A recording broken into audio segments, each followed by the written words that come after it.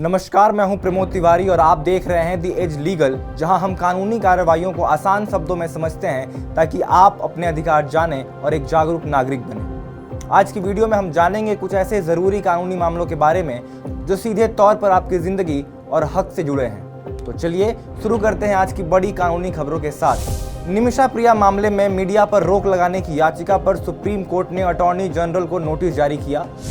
Supreme court ने resident डॉक्टरों के कार्य घंटों के खिलाफ याचिका पर केंद्र सरकार और नेशनल मेडिकल काउंसिल यानी एनएमसी से जवाब मांगा। नए कॉलेजों पर रोक को चुनौती देने वाली याचिका पर सुप्रीम कोर्ट ने बीसीआई यानी बार काउंसिल ऑफ इंडिया से जवाब मांगा।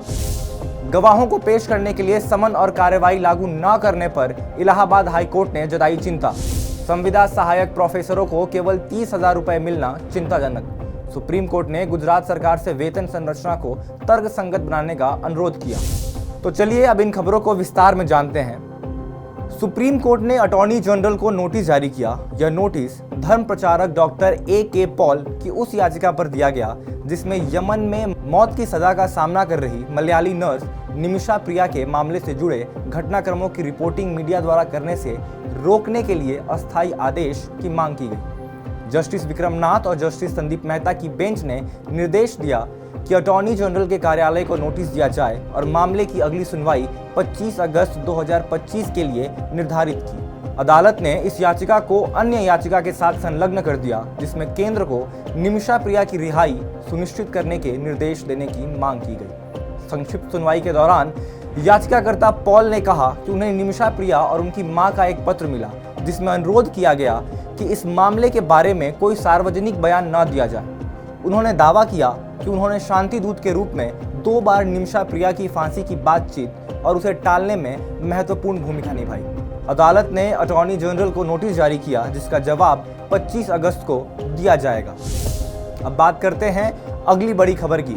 सुप्रीम कोर्ट ने शुक्रवार को यूनाइटेड डॉक्टर्स फ्रंट यूडीएफ द्वारा दायर रीट याचिका पर नोटिस जारी किया जिसमें याचिकाकर्ता का दावा है कि उसने देश भर में रेजिडेंट डॉक्टरों के कार्य घंटों का मामला उठाया है। याचिकाकर्ता ने 1992 की केंद्रीय अधिसूचना को लागू करने की मांग की जो रेजिडेंट डॉक्टरों के कार्य घंटों को प्रतिदिन 12 घंटे और प्रति सप्ताह 48 घंटे तक सीमित करती है। जस्टिस एम सुंदरेश और जस्टिस एन.के. सिंह की खंडपीठ ने केंद्र सरकार और राष्ट्रीय चिकित्सा आयोग यानी नेशनल मेडिकल काउंसिल से जवाब मांगा।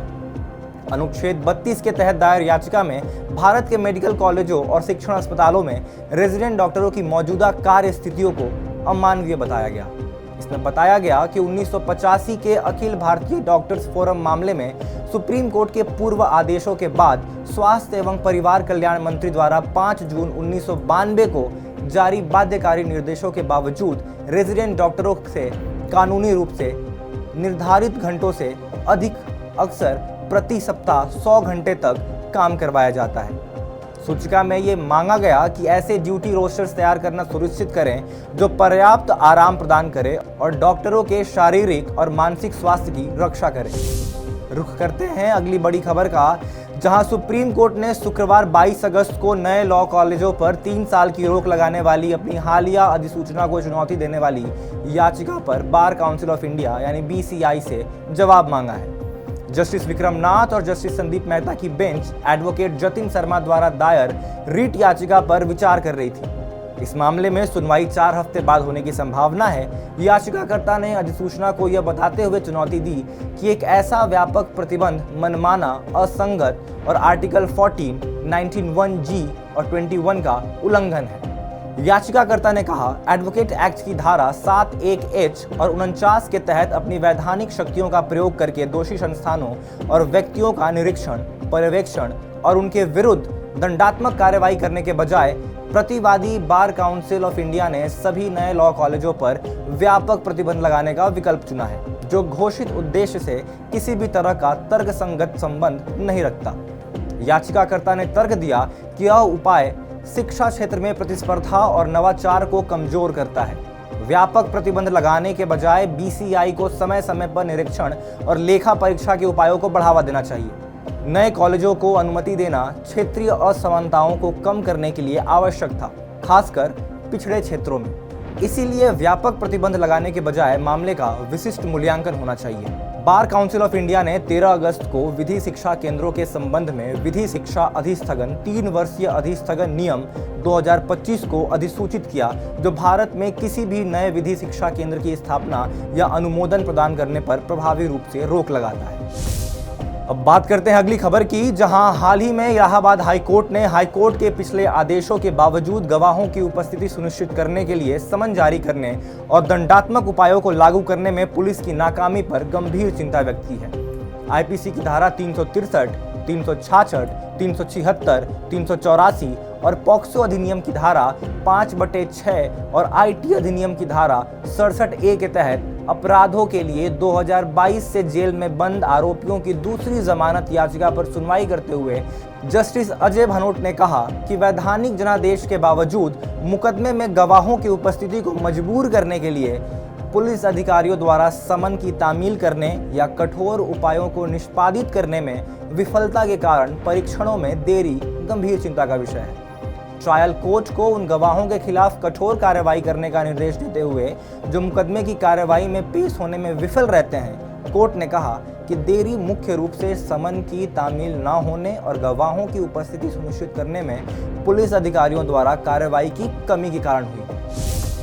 अब बात करते हैं अगले खबर की, जहां सुप्रीम कोर्ट ने गुजरात राज्य के विभिन्न सरकारी कॉलेजों में संविदा के आधार पर नियुक्त सहायक प्रोफेसरों को दिए जा रहे कम वेतन पर निराशा व्यक्त की है। कोर्ट ने कहा कि राज्य के लिए यही सही समय है कि सहायक प्रोफेसरों के वेतन संरचना को उनके द्वारा किए जाने वाले कार्यों के आधार पर तर्कसंगत बनाया जाए। कोर्ट ने कहा कि संविदा के आधार पर नियुक्त सहायक प्रोफेसर वर्तमान में 30,000 रुपये मासिक वेतन प्राप्त कर रहे हैं, जबकि तदर्थ सहायक प्रोफेसर लगभग 1,16,000 रुपये और नियमित नियुक्त प्रोफेसर लगभग 1,36,952 रुपये मासिक वेतन प्राप्त कर रहे हैं, जबकि ये सभी सामान्य कार्य करते हैं। जस्टिस PS नरसिम्हा और जस्टिस जयमाला बागची की पीठ ने कहा, यह चिंताजनक है कि सहायक प्रोफेसरों को 30,000 रुपये मासिक वेतन मिल रहा है। अब समय आ गया है कि राज्य इस मुद्दे को उठाए और उनके द्वारा किए जाने वाले कार्यों के आधार पर वेतन संरचना को तर्कसंगत बनाए।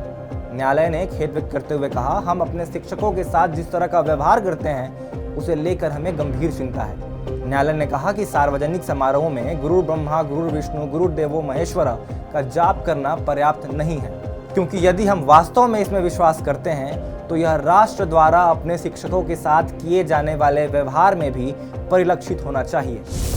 तो ये थी आज की बड़ी कानूनी खबरें। अगर आपको ये जानकारियाँ अच्छी लगी हों तो वीडियो को लाइक और शेयर ज़रूर करें और कानून को आसान भाषा में समझते रहने के लिए दी एज को सब्सक्राइब करना ना भूलें।